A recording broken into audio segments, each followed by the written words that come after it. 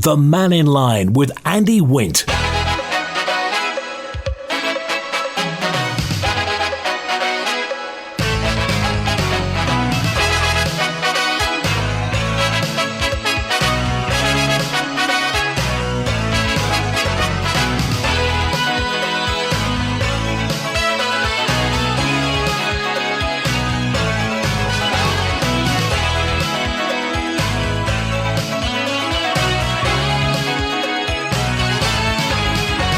Fast to my good afternoon. Welcome to Mannin Line on Manx Radio. Your chance to have your say, whatever's on your mind.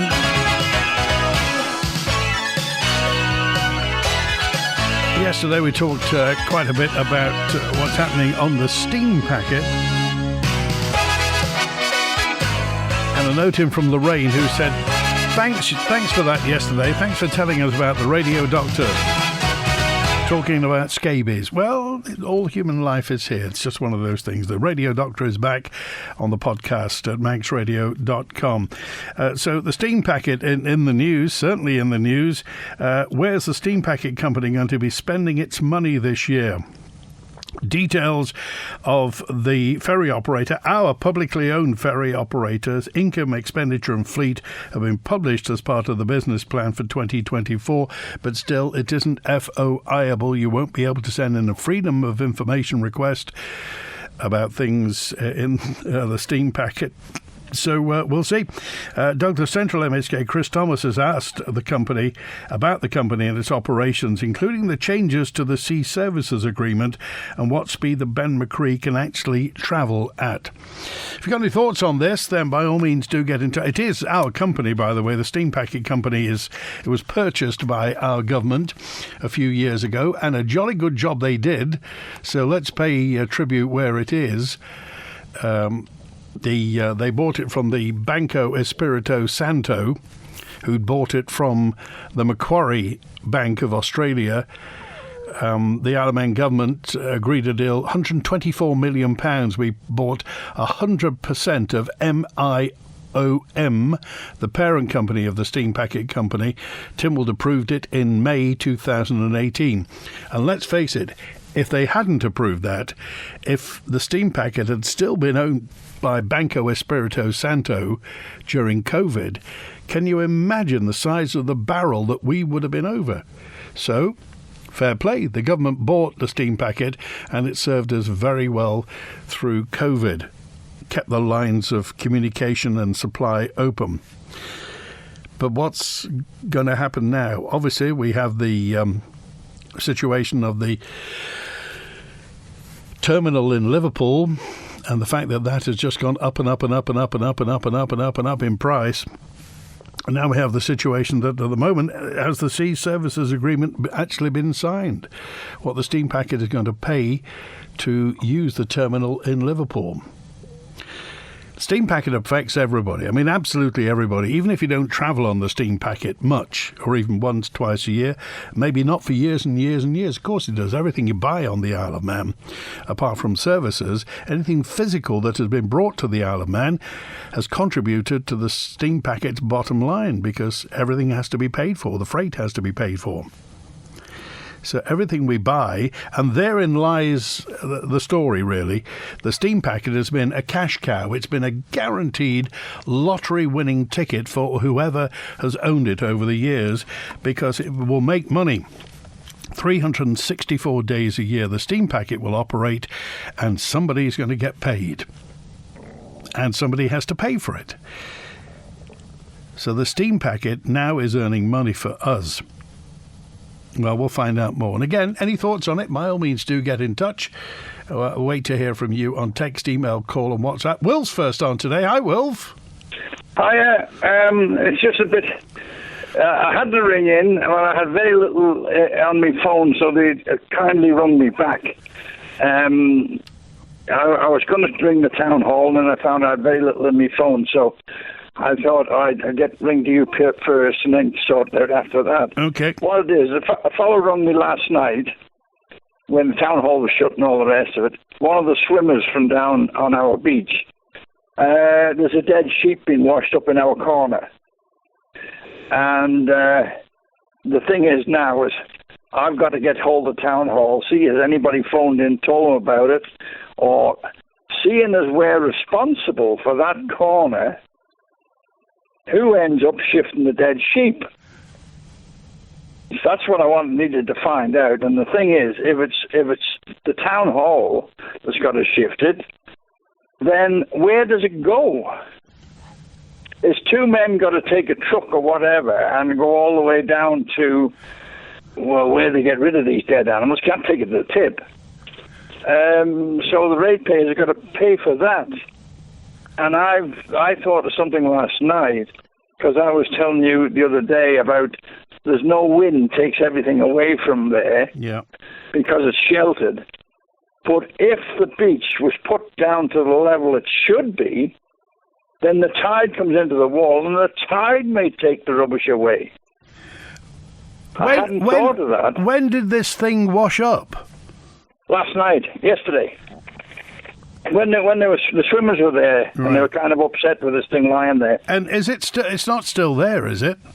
I don't know, because I haven't got enough in my phone to phone the town hall to find out. So I've got to, before I go out of the house, I've got to go down to after I get out of the house, I've got to go down and get another card to put in my phone, because I stick 20 quid in at a time, you see. It costs a fortune to ring a landline. Right. It soon eats it up. Anyway, that's just my thought on it. So we'll wait and see. Yeah, well, somebody's got to take responsibility, as you say. It'll be interesting to see who's got the permission to do it. That's right. Well, they won't have to have permission to do it, but somebody will have to do it. They can't leave it lying there. So it's got to be done. Anyway, there's another little thing. I was reading the paper here. Again, it's the Puldewey site again. And it says developers appeal over the Greenfield plan refused. And I just picked a couple of little bits out of it, which don't make a lot of sense to me. It says they said that they had engaged world-renowned experts in flood management to design robust flood defences. Well, they were supposed to get hold of me and ask me, and I would have saved them an awful lot of money by telling them, just don't bother. But anyway, and then it says, applicant Blythe Church Investments proposed a spine road as part of the scheme that would double as a flood barrier. Right, well, the flood barrier keeps the sea and the river out, but it also keeps the drain water in, but then that's beside the point. And it says, the site should be flood-free even in the event of a once-in-200-year flooding event of 6.5 metres. That's about 20 foot. Well, if you get it, I've never heard of anything in the past 200 years ago that was that high, because that puts Ramsey underwater. I can't understand this nonsense. And it says, among the objectives to the Sulby Riverside scheme was the government's flood management division, which said no homes should be built on a floodplain. Well, that's correct. And Manx Wildlife Trust said it would make a mockery of the island's biosphere status. Yeah.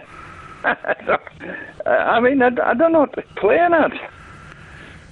They could have come to me in the first place. I had the meeting with them in the first place, and they didn't get in contact with me no more. I said I want to see this flood management man, and I will take him round and show him what I've seen in the past. But it never happened, and then the next thing, this plan was in the paper, and then it got refused, then it was in again, and now it's refused again. And did you charge them for your opinion, Wilf? No, charge them. That's the key, you see. If you set yourself up in business as a flood expert and charge them £3,500, that would mean a lot more. Yeah, but I'm not a flood expert. How can I tell them what I've seen? Oh, well, there we are. I'm not an expert on it.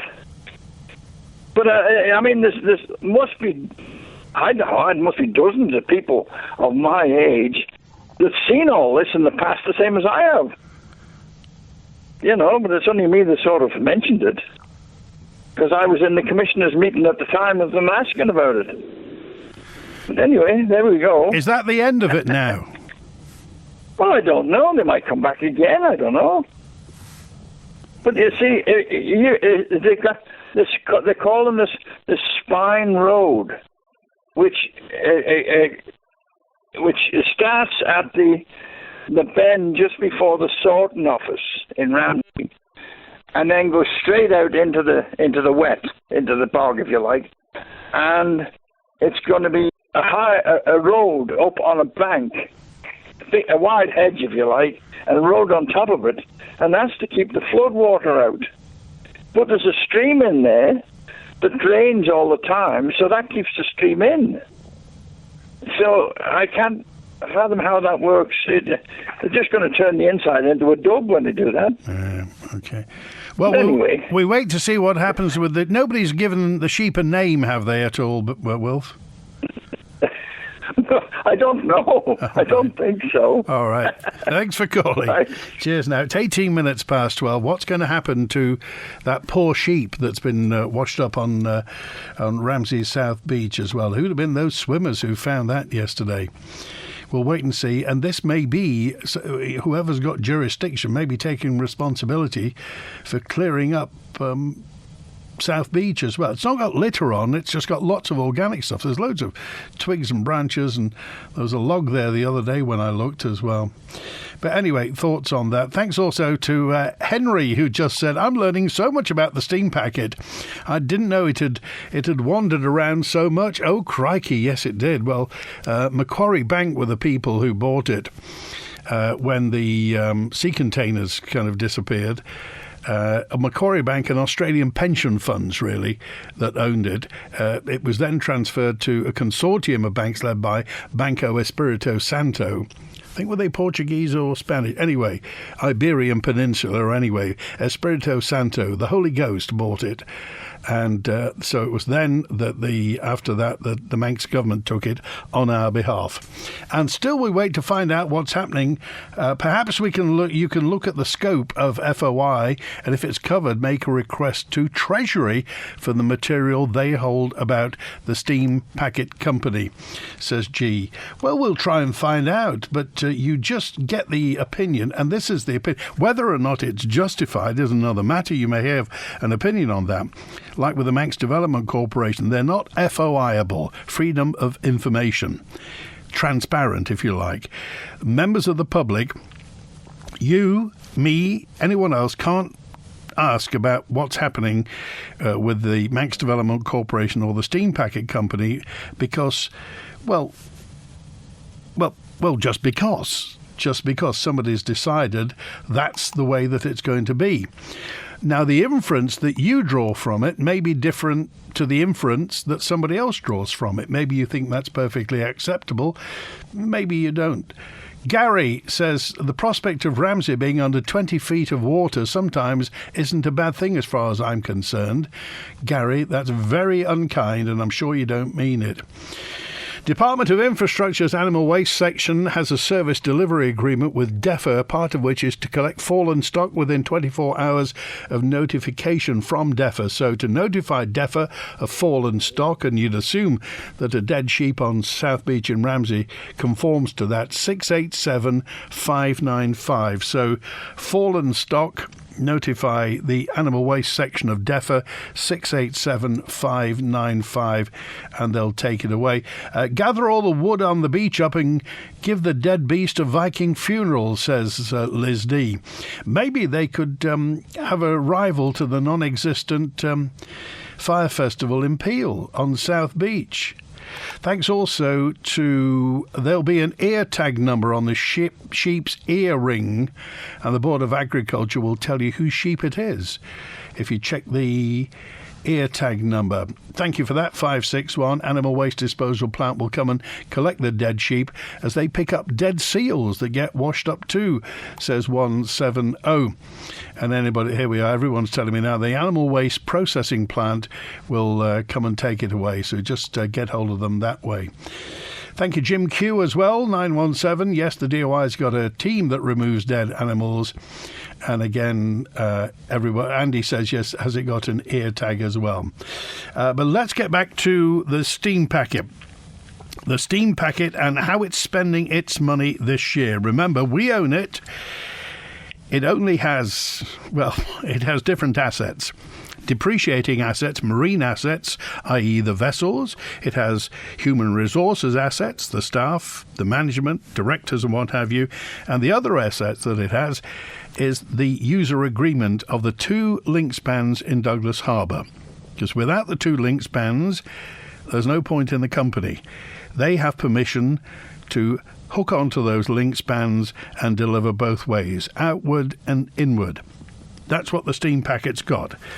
So, this is Chris Thomas, MHK, who's asked about the company and its operations, including changes to the Sea Services Agreement and what speed the Ben McCree's actually going to be doing. In 2018, Treasury assumed all the shares of the steam packet, and the agreement by which those shares are run was published. Treasury has now agreed to publish the 2024 version of that shareholder agreement, and that's very helpful. There seems to be little that's changed. The other question I asked was about how long it would take the Ben McCree to sail from Douglas to Heysham and Liverpool, given the power limitations.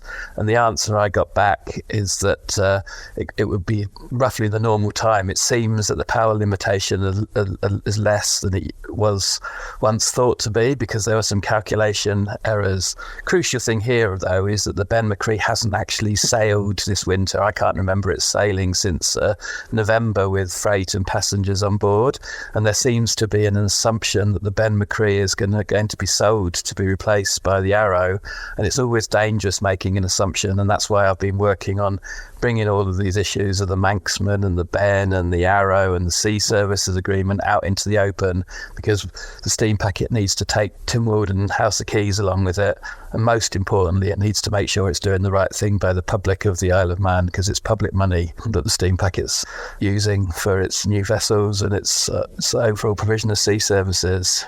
There he is, Chris Thomas, talking about exactly what he wants to know on our behalf. What's going to happen with the steam packet?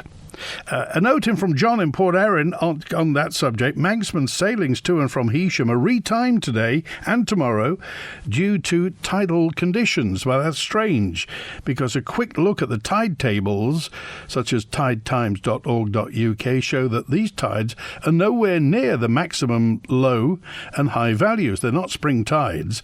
So the steam packet's vague explanations don't really generate trust in the operation of this lifeline service. Because of tidal conditions, surely there's something a bit more specific than tidal conditions. Just a quick word that the UK Met Office has issued yellow weather warnings for wind, rain and snow from tomorrow on Saturday. The entire west coast of England, Wales and Scotland and all of Northern Ireland will be hit. And of course, we're right in the middle of all that. The Met Office, it's Storm Kathleen is going to be with us from tomorrow. The Met Office said it could bring a small risk of injuries and danger to life from waves on the coast. So do be aware of that. The warning covers southwest of England, Cornwall, a lot of Wales, parts of Lancashire and Cumbria, up to central Scotland and Northern Ireland, and in the middle of it, us. And Stephen's on now. Hi, Stephen. Hi, Andy. Good afternoon, listeners.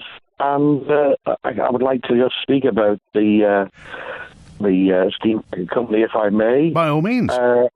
I think that we've got to have a bit of a history, remembering our past over this matter. And if we recall, there was 2 companies. Mannin Line was set up, and the steam packet large fleet serving a lot of good ports and contributed to the tourist industry and made the island a great place to live and visit. Unfortunately, what happened at the time, if you all remember, was that the freight really offset the cost of some of the unprofitable routes that the steam packet operated at that time. And I think in many respects the company did forget that fact and operated for the benefit of the island rather than the benefit of itself. So I don't think we should forget that. And what happened then, as if we can remember, eventually Jim Sherwood took over the company. He got all the shares, the company merged, and the result was a user agreement, if my memory serves me right, which became the Sea Services Agreement. But what we are essentially giving to this company is a monopoly to operate the lion's share of the freight to the island, which in some regard does still offset some of the unprofitable routes. Now, if my memory serves me right, that was a deal that was set up back in the old days, because I'm sure Sherwood didn't really want to operate the unprofitable routes. But that was what was agreed, I think, between the then government and Sea Containers. Sea Containers subsequently took a dive, I believe, and then one of the jewels in their crown was the steam packet, which is a profitable route, and was sold, and we are where we are now. But I don't think we should forget that this is a monopoly that we're giving, and in return for that monopoly, we expect some things of the company. I do not think that the company should be subject to constant criticism or questions over its day-to-day operation. That's something that they should be allowed to get on with and deal with. And I also don't think we twitter too much or alter the Sea Services Agreement, because that's the nuts and bolts of what gives us what we've got. It's the frequency of the service to different ports. It's the knowledge that the fares can't rise by too much, and it's the operation of these unprofitable routes. So my view is that there is questions to be asked and debates to be had in the Keys over what we want from the company, and that's right and proper. They're big policies, the big issues, because there won't be a household in the Isle of Man that won't be affected by the granting of this monopoly. That gives us that allows the profit to be made, and we need profit to invest in new ships and run the operation. But there's things that had been agreed in the past, such as making sure that there's training provided for Manx/UK seafarers. That's important because we've got to remember it's a well-paid job, it's a highly skilled workforce, and we want to try and make sure that these jobs are able to be offered to Manx/UK seafarers. No, I mean, I agree with when you say that we don't want to know the daily nuts and bolts of things that they're doing, but you would have thought that there would be an element of transparency about it, Stephen. Well, I'm sure there is transparency if you want, but you can always get people who would want to pick into it and deal with it on some subjects. That has been discussed. Now, I believe a lot of the things that Mr. Thomas is asking are the nuts and bolts of it, and they are big policy decisions, such as do we want to have a standby ship capable of carrying passengers, which is one of the essential parts of the service, or do we want the Arrow as the backup? Now, that's a big-ticket issue, and it's right proper that the public representatives discuss that matter and have an input into it, in my view.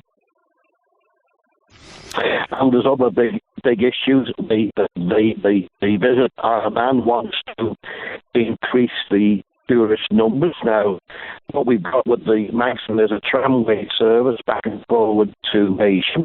It can't be in two places at one time. So if we are to grow the Visit Isle of Man economy, what type of fleet should it be? What type of ships should run to the various ports? These are another big ticket issues that should be debated by Tynwald. to present to the company if it's passed as what we want as an island. Because I think we've got to remember at times, possibly what the steam packet company wants and what is best for the island will sometimes not be in alignment. So we've got to make sure that what we want for the island is also in alignment with what the company provide. And there's nothing wrong with us having this debate in public. It's perfectly natural, I would say. The big ticket issues should be debated and decided upon, so both parties know what we expect. But to meddle and alter the sea service agreement to make it more favourable, I would say, is not the way we should do the process, because just supposing that the government decided they want to raise some money and sell off a number of the shares of the steam packet company, at that point the sea services agreement would become most important, I would suggest, because we're granting then a monopoly operation to an operator who will possibly have a different view of what should be provided. Okay. So back in the day, that was back in the day when this was first done. It was, I think I'm right in saying that the services that were provided with some of the routes were the trade-off in order to get the lion's share of the freight, and that's something we shouldn't forget. Okay, all right. Stephen, I appreciate that. Thanks for calling today. Thanks. All right, thanks for that. And Michael's with us now. Hi, Michael. Hi, good afternoon, Andy. Yeah, good. Separate subject now. Just on to back up what Bruce was confirming with you yesterday about the disposal of Goodman's beef at the abattoir, or the meat plant as it's called, in Dulles this week. What happened? What happened there? Well, I drive the cattle wagons, and I have done for 30 years, and I went to a farm, and this has really annoyed me. I don't know whether it's made me annoyed, cross, or whether I'm going to cry. But I went to a farm, picked up prime cattle, and he said, they're the best cattle I've ever put off this yard. So I went to the next farm, and he was a show winner at the fat stock shows, so that's the type of cattle I was taking in. I got into the abattoir, and here were the lads, and they were skipping prime beef, and I just wanted to take that cattle back home. It's shocking what's going on up there, and I don't blame any of the under-management. This is middle management and top management. Well, I think everybody wants this whole thing sorted out. As you say, there's no point in pointing fingers where people's fingers don't need to be pointed. But something's gone very wrong, Michael. Terribly wrong. Terribly wrong. Is this what's happening with the health service when Collister and what's his name, the fellas in charge of the health service now, have they gone in, smacked the table and said, come on, we've got to book our ideas up, and they've all gone, oh dear, you're shouting at us, these civil servants. But going back to this abattoir, that was criminal what they were doing the other day. It's criminal. All right. Like we see on the interface and whatever, butchers can't get their meat. There were so many imperial Tates, they can't get pet food, and they're throwing prime beef in the skip. It's shocking. All right. I don't care. I don't care what anybody says. This is down to middle management. I actually phoned Alf Cannon up when this was happening, and Alf Cannon was away.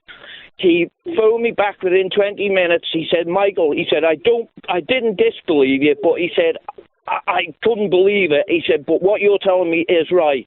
He said, I am coming back on Thursday. I have a meeting with the FMA or the meat plant to sort this out once and for all. He said, we cannot be throwing this sort of money at them. The taxpayer thinks it's the farmers that are getting it. We're not. I've done these live exports of stock to England, and I disagree with it 100%. Well, if that's the way it has to go, we can't carry on the way we are, just throwing it in a skip. All right. Okay. Michael, I appreciate you calling today. Thanks for that. But I just like to say that people should know it's not the farmer, it's not the NFU, it's not the staff, the lads that work in the hide room, the gut room, the slaughtermen, the lads that work in the lairage. This is middle management. If people cannot sell beef in this current climate, they should be out patching the holes in the roads. All right. Okay. Thanks, Michael. I appreciate that. All right. Thanks very much. Cheers for your time, Andy. Thank you. Bye-bye. Bye-bye. Hello, this is Manx Olympic snowboard athlete Zoe Gillings-Breyer. I want to wish Manx Radio a very happy 60th birthday. In our quest to remove all single-use plastic from our milk packaging, Isle of Man Creamery cartons, including the new 1.75 litre carton, are now 100% recyclable, made from sustainable and renewable sources. We're the first in the British Isles to offer these new large cartons, and you can pick them up now in local retailers or add them to your Isle of Man Creamery doorstep delivery. Plant-based cartons from Isle of Man Creamery. Better for the environment, better for you. New builds, renovations, home improvements, commercial and civil engineering projects. Come to the local, long-established building company you can trust. Darrell Blake Construction. Well respected, with over 20 years' experience. Darrell Blake Construction can handle any project, from planning to completion, with a professional yet approachable way of working. For your free estimate, call 435 409 or visit on Facebook to view a wide range of work. Darrell Blake Construction. Committed to quality. Here's to the hard-working heating machines that have kept us cosy. Let's big up the boilers that keep our hot water flowing flawlessly. But now it's time to give your boiler some tender loving care with a service from Manx Petroleum. With affordable service plans for oil-fired boilers and tanks, you can spread the cost interest-free using our budget account. Make your boiler brilliant again. Visit mp.im for more information. Manx Petroleum, always here for you. I find it hard to get a doctor's blood test appointment to fit around work. With my mobility issues, it's difficult to get to a hospital for a blood test. If you find it inconvenient to go for a blood test, or you need one fast, then contact Top Care Nursing, where a nurse will do your blood test at home or in your workplace. Proud to be an Isle of Man Award for Excellence winner. Just call 628 919 for a free consultation, or book online at topcarenursing.im. Do you like the uncertainty of how much your next fuel purchase is going to cost? Are you a gardener or farmer concerned about the past 4 months above average rainfall? Is it possible to mitigate against the problems climate change will bring, or has that boat already sailed? Energy and Sustainability Centre directors Ralph Peake and Adrian Cowan think they have some of the answers, and they share their thoughts on Perspective this Sunday at 12 noon on Manx Radio with me, Phil Gaughan. Whether you accept man-made climate change or not, cheaper, cleaner energy must be a good thing? Or do you think it's just an unnecessary drop of Manx greenwash in a mighty overheated global ocean? The Mannin Line with Andy Wint. It's 20 to 1. The relevant people were informed of the sheep yesterday, and apparently it's been collected. The Northern Dippers were the people who spotted it. Isn't the user agreement available to the public via the Tynwald Library? Says 428. And Steam Packet have cut the holidays back in Ireland, so we can't go now for to our caravan, much as there's fewer ferries going to Ireland now. It costs nearly £1,000 if we have to go to Liverpool and then get to Stena in Ireland, says Julie in Mackle. Mark's on now. Hi, Mark. Yeah, hi, Andy. I've just been listening to some of the comments that Chris Thomas has been making about the steam packet. And I just asked the question, why is he absolutely fixated on the minuscule detail about how the steam packet is run? I don't remember him asking the same amount of level of inquiring on the steam packet when the steam packet was in private hands. And now suddenly the main shareholder is a Treasury, and he's asking lots and lots of detailed questions about the fuel consumption of the vessels and whether the vessels should sail at certain nautical miles or not. I just feel there's a certain amount of, disingenuousness from Chris Thomas's point of view. I mean, the government has its structure. The Treasury has appointed non-executive directors to represent the interests of the Treasury and the as a shareholder, and therefore the Manx public. And those non-executive directors are shipping professionals. I think they have over 150 or 200 years of experience. But Chris Thomas seems to want to bring every single small detail into Tynwald. And that's an absolute disaster, because then what expertise do any of the MHKs have with regards to shipping or a user agreement? And it'll just get lost in detail and bureaucracy. And it seems to me, listening to Chris, he's a technocrat plus a bureaucrat, and that's a very dangerous combination. And I just think he should focus on other things where he'd actually be able to contribute more, and people are frankly more interested in. I'm far more happier about the steam packet being run by professionals than other entities of the government. But it just begs the question, why? Why is he continue nitpicking on the steam packet? And I just wonder whether it's because he got sacked as a minister from the DOI and he's trying to point score. I just thought I'd raise that. It just seems to be it just never seems to go away. It's interesting. No, I mean, it's interesting, and the fact that it's now in public hands or in our hands. I mean, does that give him more a freer rein to nitpick, as it were? I mean, he wouldn't say it's nitpicking. He'd probably say they're very important details. Well, what's he trying to achieve? The question is, what is he trying to achieve? By, in terms of, whether the steam packet wants to sell the Ben McCree or not. I mean, I'm sure the non-exec directors have a good understanding about why they want to do that. And, ships aren't actually depreciating assets.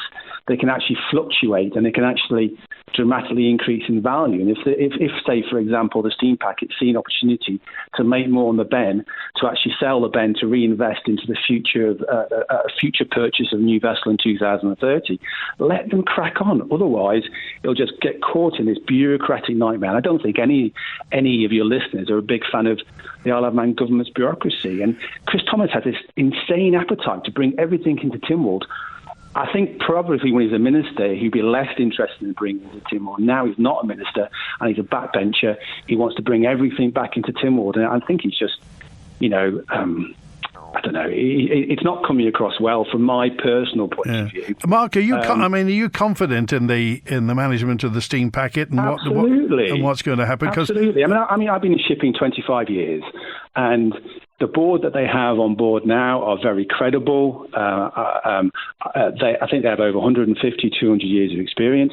And the model they've used is not an unusual model. I mean, I would say more sovereign-based funds like in Norway and Singapore, their governments often invest in industries that are critical to the survival. So you take the Temasek Group in Singapore, they will have a shareholding in airlines and telecommunication companies. That would affect them. And the same in Norway as well. So the model is not an unusual model. I think the only thing you could ask is whether the government later on will want to sell a certain portion of the steam packet, but remain sort of a 51% shareholder, so they have overall control. If the steam packet shares came up 49%, I would buy it. It's an absolute good investment. As it is a monopoly, it's a government monopoly, and it's controlled by the CPI index, so it protects the consumer. What do you, Mark? What do you read into this pickle over the agreement for the link span in Liverpool? I'm not sure. I haven't followed it in that much detail, but I presume it's just a renegotiation or from the steam packet with the government in terms, and that could be handled by the Treasury.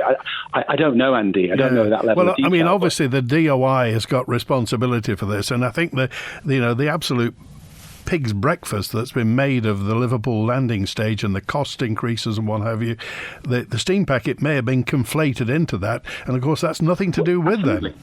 Absolutely, and they seem to be absolutely bring the two topics together. I mean, if the steam packet board had been looking after the terminal in Liverpool, this wouldn't have happened. No, I think most people would agree with that. And they've delivered the Manxman on budget, on time, during the COVID period, which is seems to be forgotten. I've been on board the Manxman. it's a flipping nice vessel. I'm actually leaving today. I don't know which vessel I'm on, but I think it's probably the Mannin. But they've done a good job, and I think this constant desire for Chris to bring it back into Tynwald and waste another MHK's time.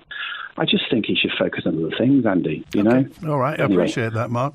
Thanks for calling today. Cheers. Take care. Good to hear from you. Thanks for that. And again, Tricia said, Andy, look, what's happening at the meat plant is far more important than going on about the steam packet.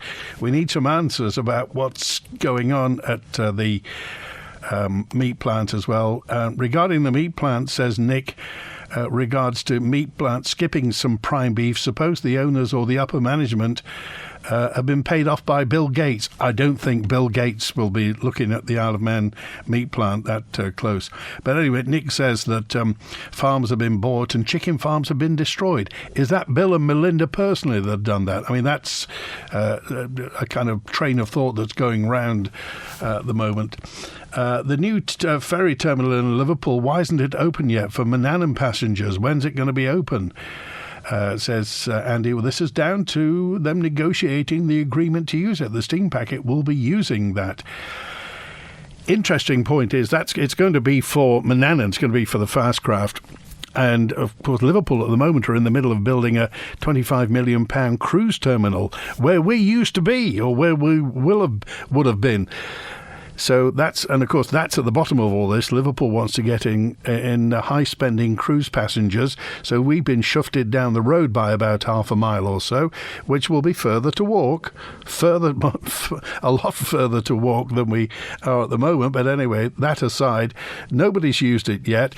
The Princess Half-Tide dock where we're going to be is going to be for Mannin principally. Apparently, the Manxman will be able to get in, although she'll be facing upstream, and that Liverpool, the Mersey tide is on an ebb tide, is quick, so we'll wait to see. Apparently, they won't be able to take any freight to the Liverpool terminal, so she'll be on passengers only. And as has been mentioned, Stephen mentioned, the money is made in freight. The passengers really are just something that, bluntly, the shipping companies have to take to get the right to take the freight, which is where the money is. The Pat says, Andy, look, the Manx Development Company, the organisation is set up to benefit. Well, who's it set up to benefit, Pat?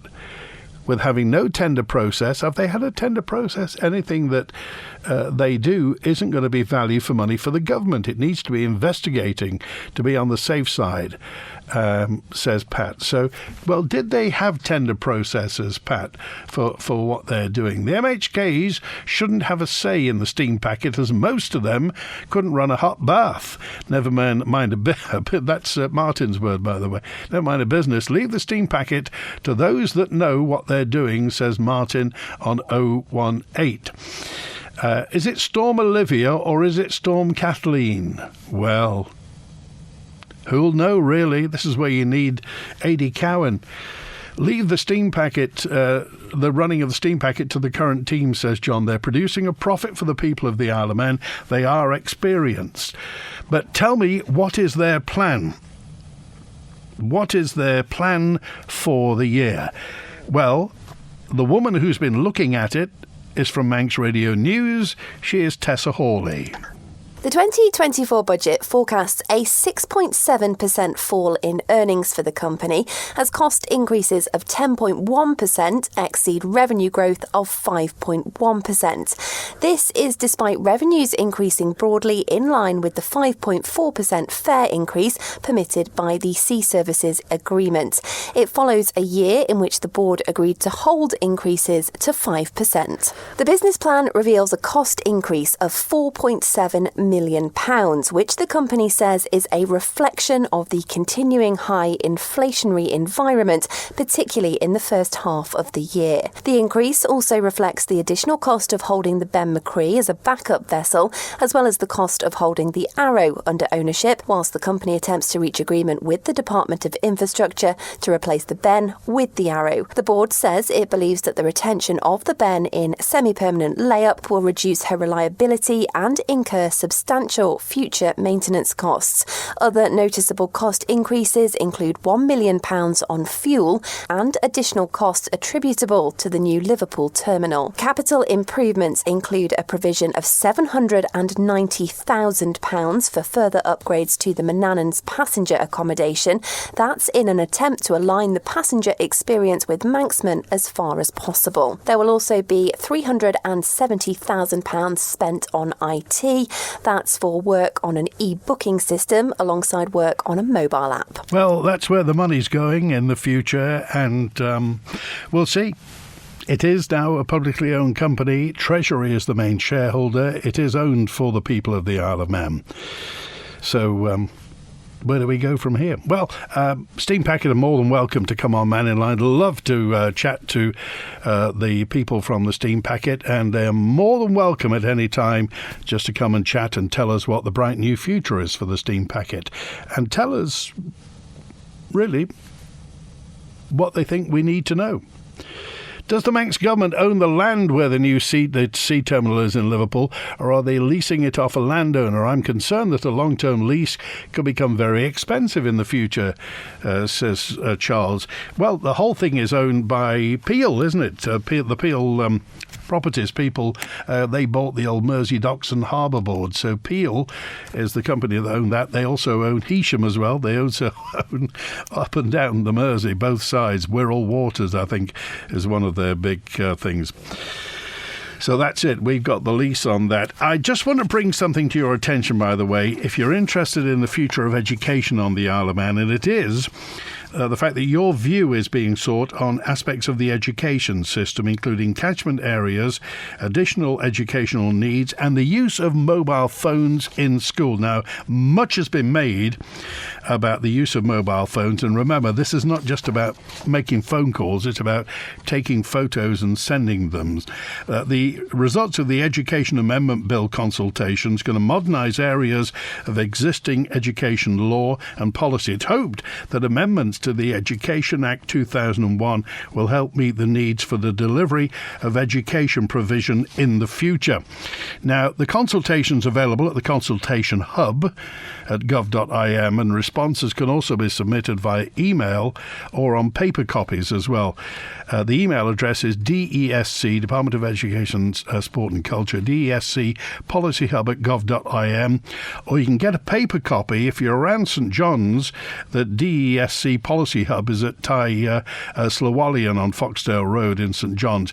Now, the topics covered in the consultation: additional educational needs, the routes of appeal, the emergency closures of school, religious education, governing bodies, home education, homeschooling that is, admissions and catchment areas, and the use of mobile phones. So this closes, by the way, on May the 10th, Friday, May the 10th. If it's something you're interested in, perhaps you'll take part in it. I think they'd like you to. When the Mannin Line's not on air, call Manx Radio to leave your opinion for broadcast on 682 631.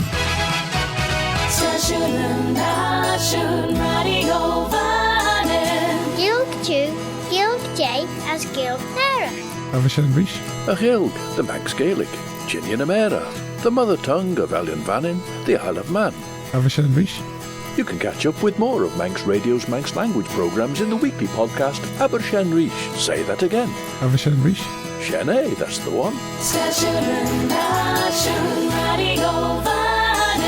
The Mannin Line with Andy Wint. It's 5 to 1 on Manx Radio. Remember, on Monday, special Mannin Line, constituency Mannin Line, as part of the fact that we're halfway through this canon administration, where all the constituencies have been represented, and each constituency's pair of MHKs is invited into the studio to meet and talk about their constituency and answer questions and pass their views along. Monday, we're in Douglas South with Claire Christian and Sarah Maltby. So if you live in Douglas South or you have a question regarding Douglas South, then Monday, and in the meantime, if you want to get a message on the answer phone, as you heard, 682 631 on the answer phone, or out of hours, email manninline@manxradio.com. Otherwise, it's on the phones, text, email, call and WhatsApp on Monday for Sarah Maltby and Claire Christian. Just to let you know, the Ballasalla lights have gone, says 450. And is there a new beach forming around the Bee Gees statue on Douglas Prom? Is it the stuff they're taking from around the Empress a couple of weeks ago? I don't know. Regarding the tidal conditions, neap tides aren't as high or low spring tides, but spring tides are always at midday. Neap tides are around midday when the boat docks in Heysham. The issue is obviously lack of dredging in Heysham Harbour and Channel Keith. Says and the channel says Keith, the Onken Sparky who knows all about it.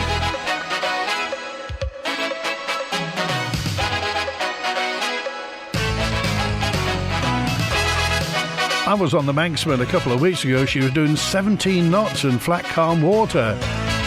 As for getting information, it's only they that can put the 2 pennies worth in, says Des. So thank you, Desmond. Well, the Mannin Line is open.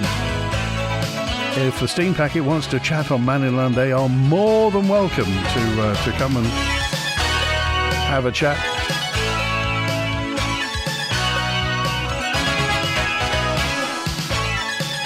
We'll try and get to the bottom of what's happening at the meat plant, but obviously something is going wrong there. But we'll find out. We have put questions in, but well, thanks to Chris Quirk on the phones today. Back tomorrow. Open line. WINT.